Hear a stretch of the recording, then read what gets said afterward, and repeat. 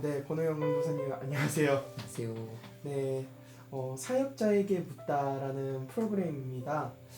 사춘기를 지나고 있는 중고등부 학부모님들에게 이제 받은 질문을 이제 교육자가 나누는 프로그램인데요. 좋은 답변 부탁드리겠습니다. 잘 부탁드립니다. 네. 첫 번째 질문을 좀 드리려고 하는데요. 사실 이상해진 게 아니라 정상이 되어가고 있는 거거든요. 초등학교 때까지만 해도 부모님의 지시와 강요와 명령에 의해서 움직여졌다면 이제는 자아가 발달하면서 부모님의 이해와 공감과 설득을 통해 움직여진다는 거예요. 그러니까 로봇처럼 움직이는 게 아니라 소신껏 움직이게 되는 거죠. 이 시기는 부모의 것을 나의 것으로 소화시키는 시기입니다. 근데 이제 부모님이 너무 급하면 체하게 돼요. 그래서 충분한 이해와 공감과 납득이 필요합니다. 이 중요한 시기에 부모님의 조급함이 오히려 학생에게 체를 가할 수 있는데, 저는 청소년 시기는 그렇게 생각해요. 보드 타는 시기라고 비유해 보면 보드를 잘 타는 시기가 아니라 넘어지는 시기입니다. 이 시기에는 손잡아주는 사람이 필요하고, 일으켜주는 사람이 필요하고, 털털털 털어주는 사람이 필요한 시기입니다. 너무 좋은 질문인데요. 대신 해줘서는 안 됩니다.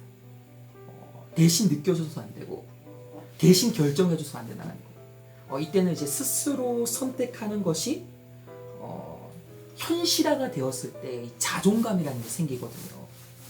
그래서 스스로 선택할 수 있게끔 해줘야 됩니다. 그러니까 예를 들면 엄마가 뭐 먹을래? 그러면 애가 피자. 그럼 피자를 먹으러 가야 돼요. 그래야만 내 말이 중요하구나. 그래서 어른이 되기 시작합니다. 근데 엄마가 살쪄. 안 돼. 그럼 애가 그때부터 내 말은 중요하지 않구나. 그러니까 어른이 안 된다는 거예요. 중요한 것은 요즘 애들을 보면 내가 없어요. 독립성이 없다라는 거예요. 독립성을 키우기 위해서는 많이 넘어져 보기도 하고 실수도 해보고 방황도 해봐야 되거든요. 그러니까 요즘 좀 그런 애들이 있어요.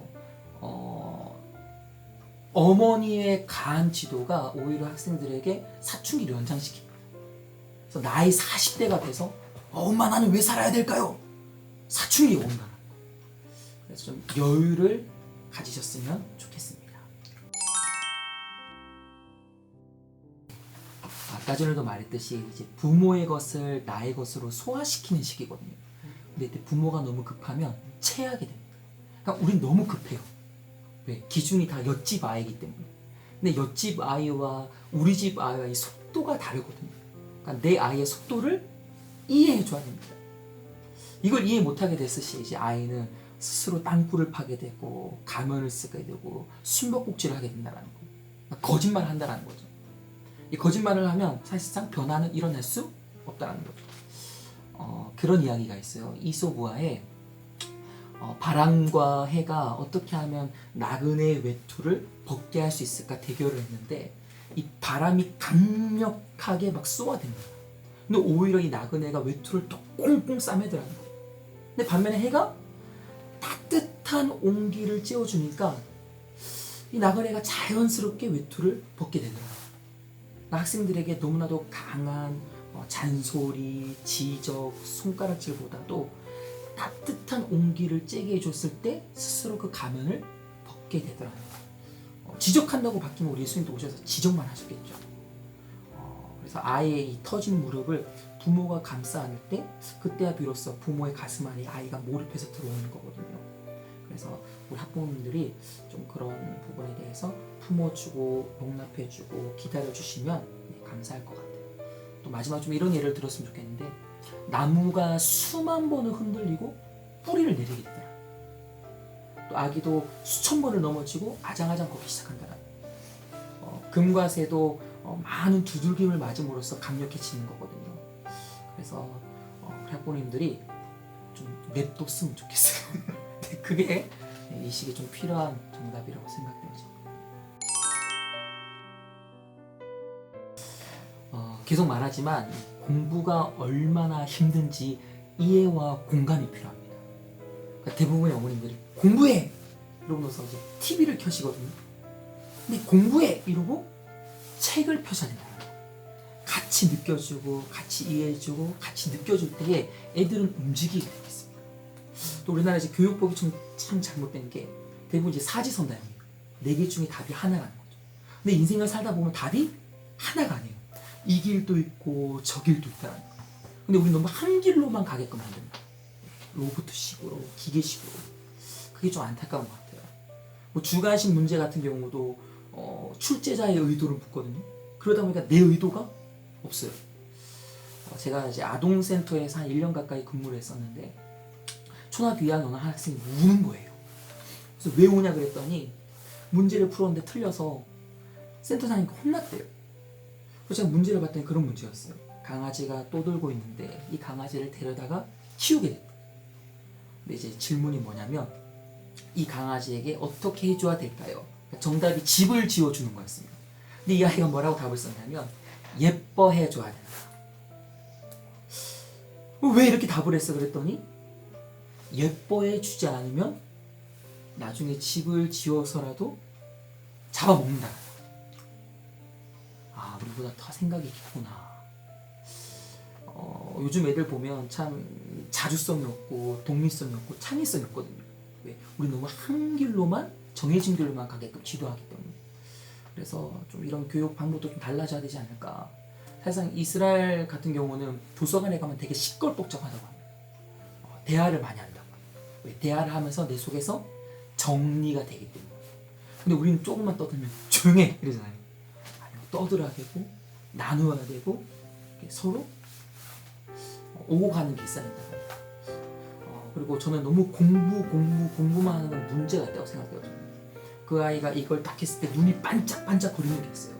그게 공부가 아니더라도 미용일 수 있고 운동일 수 있고 게임일 수 있고. 그래서 여러분 우리가 채송화더러 키가 작다고 시비 걸면 안 되거든요. 백합더러 희다고 시비 걸면 안 되거든요. 근데 백합이 백합답지 못할 때는 혼내도 된다는 거예요. 그래서 백합이 뭐 청하게 피고 향기를 바랄 때는 칭찬해줘야 된다는 거. 그래서 그 학생이 뭐 그게 공부든 또 이제 뭐 운동이든 또 뭐 미용이든 그 맡고 있는 것에 대해서는 응원해주고 지지해주고 관심을 가질 필요가 있다고 생각합니다. 대부분의 부모님들이 학생들이 연애를 하면 한심하게 보거든요. 근데 이때는 정말 좋아해서 사귀는 경우라기보다 독립된 자아를 발견하기 위해서 사귀는 경우도 많거든요. 무슨 말이냐면 내가 누군가로부터 인정받고 싶고 존중받고 싶고 사랑받고 싶어서 내 존재감을 확인하기 위해서 누군가를 만나고 교제하고 사귀는 경우가 더 많다라는 거예요. 그런 말 있잖아요. 사랑을 하게 되면 애건 어른이건 남자 같은 경우는 신사가 되어가고 여자 같은 경우는 숙녀가 되어가고 어른이 되어간다. 그래서 이 시기에는 어른이 되는 시기이기 때문에 이런 부분에 대해서 우리 부모님이 좀 넓은 시야를 갖고 바라봐 줬으면 좋겠습니다. 그러니까 젊은 시절에는 실수를 해도 용서가 돼요. 근데 실수해도 용서가 안 될 때가 옵니다. 그러니까 지금 실수할 수 있는 기회가 이 기회예요. 이 시기라는 거예요. 그래서 이때 너무나도 우리가 돋보기를 갖고 쳐다보게 되면 애는 또 자기 말이 땅굴을 팝니다. 몰래 사귀고 그렇게 몰래 사귀다가 결국 사고를 치게 된다는 거예요. 그래서 이때는 우리 부모님들 좀 넓은 마음을 갖고 포용하고 받아주셨으면 좋겠습니다. 작은 승리가 큰 승리로 이어진다는 말이거든요. 무슨 말이냐면 우리가 이제 운동을 시작할 때도 가장 기초는 뭐냐면 눈뜨기예요. 뭐 카운터를 하고 뭐 납법을 하고 이게 아니라 눈뜨기라는 거예요. 그러니까 눈뜨기가 돼야지 그 다음 운동으로 이어질 수 있다는 거예요. 그러니까 작은 승리가 있어야지 큰 승리로 이어질 수 있다는 거죠. 실제로 이제 성경에 보면 요셉이 보디발 장군 집에서의 그 작은 업무의 승리가 결국 한 나라를 이끄는 큰 승리로 이어지지 않았습니까? 그리고 다니엘의 세 친구가 그 음식을 거부했던 그 작은 승리가 결국은 풀무불에서의 그 큰 승리로 이어지고 더 나아가서 다윗의 공과 사자의 발톱에서 양을 끄집어내는 그 작은 승리가 결국 골리앗을 쓰러뜨리는 큰 승리로 이어지는 것처럼 우리 부모님들이 자녀들에게 그 작은 움직임들을 좀 눈여겨봐줬으면 좋겠어요. 그 야나두 회장님이라고 계시는데요. 그분이 사업을 55번을 실패했다고 합니다. 근데 55번을 실패하고 이제 야나두를 차렸는데 그게 되게 성공을 거뒀거든요. 비결을 물어보니까 그렇게 말씀하시더라고요. 나는 양치질 3번을 한 번도 쉬지 않고 성공했습니다. 양치질 3번 다 할 수 있잖아요. 이거를 빼먹지 않고 하는 것에 대해서 승리의 감을 익히고 나니까 그 승리가 쌓이면서 자존감이 형성되고 자존감이 형성되다 보니까 이제 큰 승리에 대한 감도 점점 쌓이게 되더라는 거. 그래서 우리 학부모님들이 너무 애들 막 대단한 거, 위대한 거, 엄청난 거 집중하지 말고 작은 움직임에 박수 쳐주고 응원해주고 격려해준다면 그 작은 승리가 큰 승리로 이어지게 될 줄 저는 믿습니다.